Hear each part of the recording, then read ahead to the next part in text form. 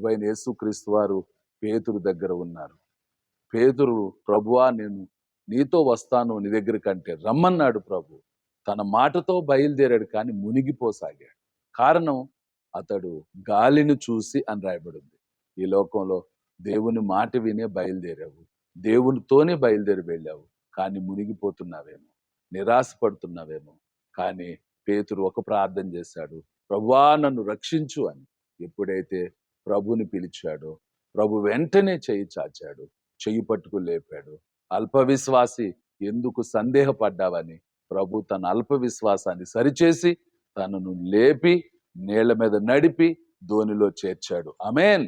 అలాగే ఏ పాపంలో మునిగిపోతున్నావో, ఏ శాపంలో నలిగిపోతున్నావో, ఏ రోగము చేత పీడించబడుతున్నావో, ఏ సాతాను చేత బంధించబడ్డావో, నువ్వు కేకవేయి, రక్షించు ప్రభువా, నన్ను విడిపించు ప్రభువా, సహాయము చేయి అడుగు.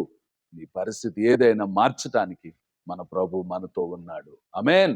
ఈ దేవుడు అనగా యెహోవా మన మధ్యలో ఉన్నాడు. అందుకే మోషేతో దేవుడు చెప్పాడు, నేను ఉన్నవాడను అనువాడనై ఉన్నాను. మన ప్రభు మనతో ఉన్నాడు కనుక మన చింత ఆయన మీద వేద్దాం, ఆయన ఇచ్చే ఆశీర్వాదాలు పొందుదాం. మనలను మన కుటుంబాలను ప్రభు దీవించును గాక. ఆమేన్. ప్రార్థన చేసుకుందాం. ప్రేమ కలిగిన మా ప్రియ పరలోకపు తండ్రి, మీ అపారమైన ప్రేమకు స్తోత్రాలు.